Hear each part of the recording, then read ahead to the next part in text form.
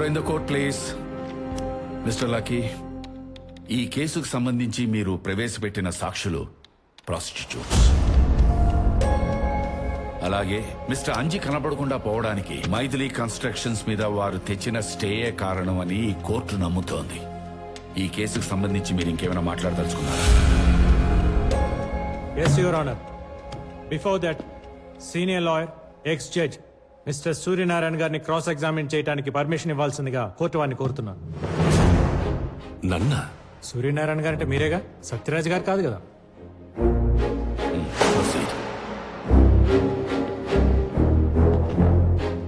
Thank you for you cooperation. Middle class లో పుట్టి కష్టపడి చదువుకునే జడ్జి అయి ధర్మాసనం మీద కూర్చొని తీర్పులు ఇవ్వాల్సిన మీరు కిరాణా షాప్ కి షిఫ్ట్ అయి పప్పు బెల్లాలు అమ్ముకోవడానికి కారణం?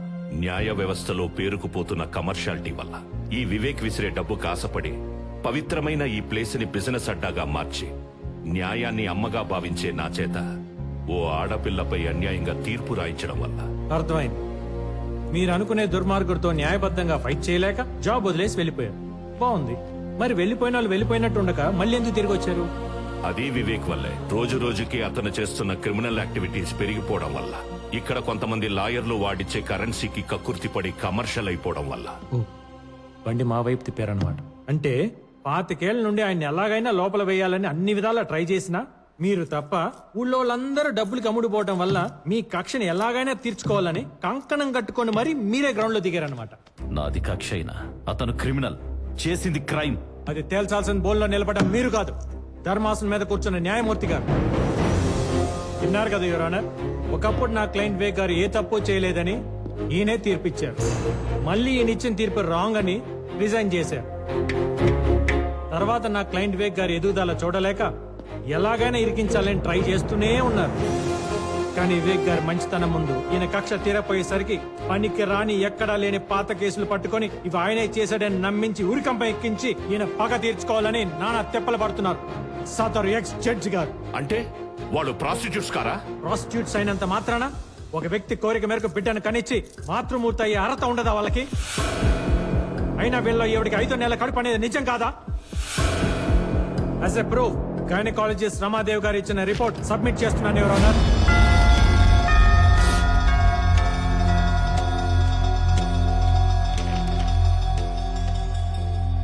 నేను వీళ్ళని తీసుకొచ్చి సాక్ష్యం చెప్పించినప్పుడు కూడా వీళ్ళు అంజీ భార్యలని నేను ఎప్పుడు చెప్పలేదు. అతను కేవలం పిల్లల కోసం మాత్రమే ట్రై చేశాడని చెప్పాను. కానీ ఈయన మాత్రం నిజాన్ని అబద్ధం చేయడం కోసం నా జూనియర్ తో వాళ్ళ కార్ గిఫ్ట్ గా ఇప్పించి తనకు కావాల్సిన సాక్ష్యం చెప్పని ఫోర్స్ చేసి మరీ లాక్కొచ్చాడు. ఇచ్చేరు సార్.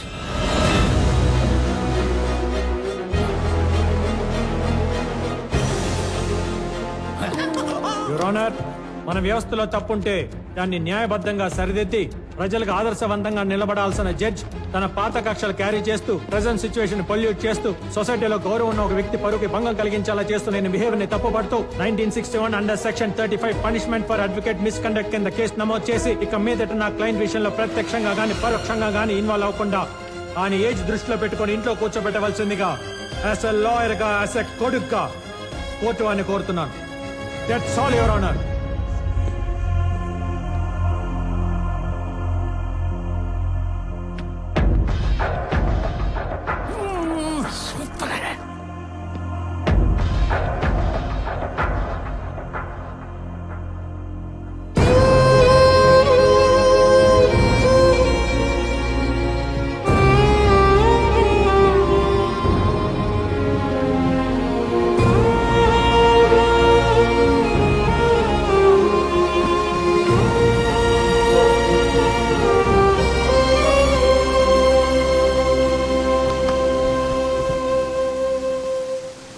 గతం అనేది రియర్ వ్యూ మిర్రర్ లాంటిది.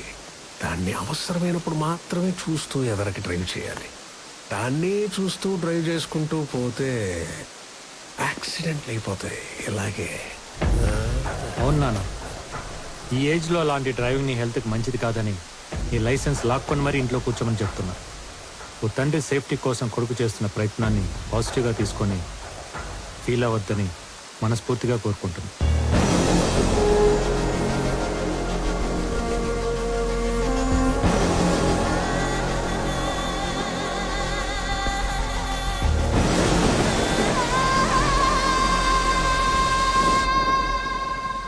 నిజంగా నా కోసం ఇంత చేస్తావని నేను ఇమాజిన్ చేయలేదు లక్కి. పాప నువ్వు ఎంత సిన్సియర్గా వర్క్ చేసినా ఎక్కడో నీ మీద వచ్చిన డౌట్ ఉండేది.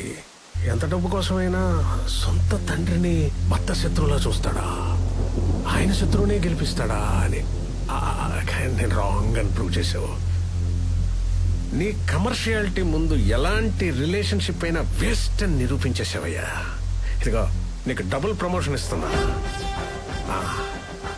రేపు నేను ఎమ్మెల్సీగా ప్రమాణ స్వీకారం చేశాక మంత్రిగా ఛార్జ్ తీసుకోబోతున్నా. నా లాబింగ్కి నువ్వే హెడ్. రెచ్చిపో, కావలసినంత దోచుకుని దాచుకో. Thank you so much sir. Thank you.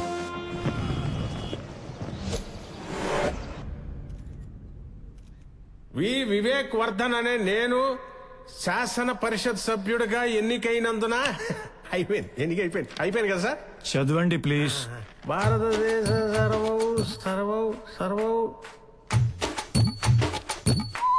సార్వభౌమాధికారాన్ని ఆయన చెప్పిందే చేస్తానని, సమగ్రతని కాపాడుతానని, నేను స్వీకరించబోయే కర్తవ్యాన్ని అశ్రద్ధతో శ్రద్ధాశక్తులతో ఏంట్రా నువ్వు చెప్పేది? దైవ ఆపండి. సాక్షిగా ప్లే. ఏం ప్లే? ప్రముఖ పారిశ్రామికవేత్త మరి కాసేపట్లో ఎమ్మెల్సీగా ప్రమాణ స్వీకారం చేయబోతున్న మిస్టర్ వివేక్ వర్ధన్ ఇంట్లో లభ్యమైన మృతదేహం. ఆ మృతదేహాన్ని క్యాబ్ డ్రైవర్ ఇస్మాయిల్ దిగా గుర్తించిన పోలీసులు.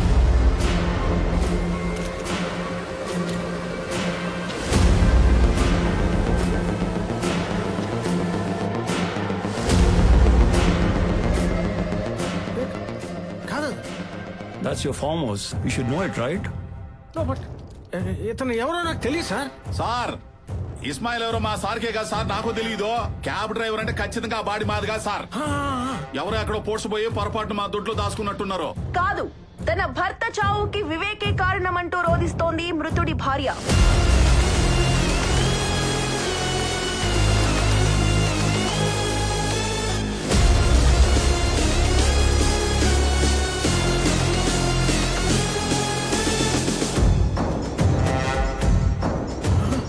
రే దివాకరం, ఎవరిని తెచ్చావురా? అమూల్య ఆ సచ్చినోడికి పెళ్ళం ఎలా ఇద్ది?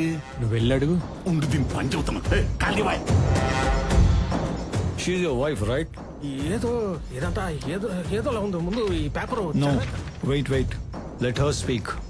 ఆ వివేక్ నా మీద కన్నేసి నా భర్తని కొట్టి చంపి తన్ని పెళ్లి చేసుకోకపోతే నా కూతుర్ని చంపేస్తానని బెదిరించి నన్ను షాదీ చేసుకున్నాడు. లేదు, తను అబద్ధం చెప్తాను సార్. చూడండి, ఆ వివేక్ పిఏ దివాకరం ఫోన్ చేస్తున్నాడు. మీరే వినండి ఏమంటాడో. అమూల్య బురక వేసుకుని ఏం చేస్తున్నావు అసలు అక్కడ నువ్వు? నేను అమూల్య ఏంట్రా ఎదవా. మేరా నామ్ శైలా బాను. ఇస్మాయిల్ కా బీవీ హూ మే. బీపీఓ ముందు అర్జెంట్ గా అక్కడి నుంచి వచ్చి రా. రాకపోతే ఏం చేస్తారా? రాకపోతే చుట్టు పట్టుకుని ఇచ్చుకొస్తారు మా వాళ్ళు, తెలుసునా? మా సార్ దగ్గర ఉంది మామూలు రోడీలు అనుకుంటామేమో. కిరాతకులు ఒక్కొక్కళ్ళు రమ్మంటావా? రమ్మను. నేను ఇక్కడే ఉంటా. నీకు ఆ వివేక్ గాడికి ఉరి శిక్ష పడే వరకు మే ఏ జగह पे बैठती हूं. ఏంటే తొక్కలో ఒక శవాన్ని పెట్టుకుని ఓ రెచ్చిపోతున్నావో? అటువంటి 20 శవాలను పూడ్చిన చెయ్యిదే. మా సార్ కనుసైకి చేయలే గానే గడ్డి మేత కోసినట్టు పేకలను కోసి పూడ్చి పెడతా. దివాకరం నీకు రేయ్, నీ బెదిరింపులకి భయపడే బేగం కాదురా ఈ శైలాబాను. ఇదిగో బొంబాయి శైలబాను, మర్యాదగా అక్కడి నుంచి రాకపోయావో నైట్ కి మీ ఆయన పూడ్చిన ప్లేస్ లోనే నువ్వు ఉంటావు. సెట్ చేస్తున్నాను సార్, 2 నిమిషాలు ఆగండి. చెప్పు. ఇగో ఆ, మొత్తం పెంట చేసావు. ఏమైందయ్యా ఫోన్ లో సీక్రెట్ గా మాట్లాడుకుంటుంటా? నీ సీక్రెట్ అక్కడ చూడు. చెప్పరా, ఇంకా ఏమేం చేశారో, ఎవరెవరిని చంపారో చెప్పు.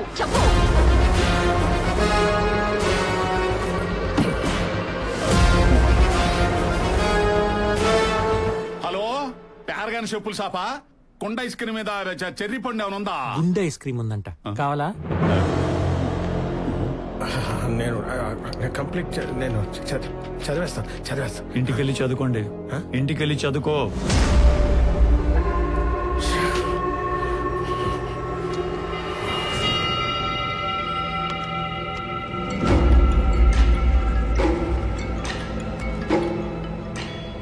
హలో. రే, లైవ్ లో చూడలేకపోయిన నీ మొహంలో రంగులు టీవీలో ఇంకా కలర్ఫుల్ గా కనపడుతున్నాయి. ఇంకా నిన్ను కాపాడడం ఎవరి వల్ల కాదు. నిన్ను కూడా నిన్ను కూడా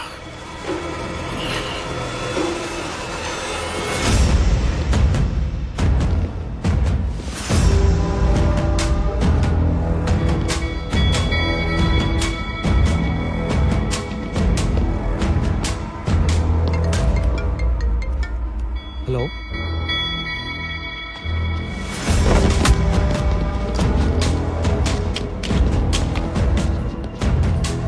నేను మాట్లాడతానమ్మా, నేను మాట్లాడతాను, నువ్వేం భయపడుకో. సార్, మీ వాళ్ళు ఎవరో మా నాన్నే తీసుకెళ్లారంట. చెప్పాను కదా ముందే, నాకేదన్నా జరిగి నేను ఊరుకున్నా, నా అమ్మాయిలు ఊరుకోరని. అది కాదు సార్, మీరు ఒకసారి చెప్తే. ఎన్నరయ్యా 24 గంటలు పట్టుకొని కలిగితే వింటారా? ఎన్నరు ఆ పనికి మాలిన తండ్రిని లైట్ తీసుకుని నా బెయిల్ పని చూడు. కావలసినంత క్యాష్ తీసుకొని ఇమోషన్ తొక్కాయి. సార్, ఏంటి ఆ? ఆ క్యాష్ ఏదో అన్నారు కదా, ఒకసారి ఫిగర్ ఎంత ఫైనల్ చేసేసి.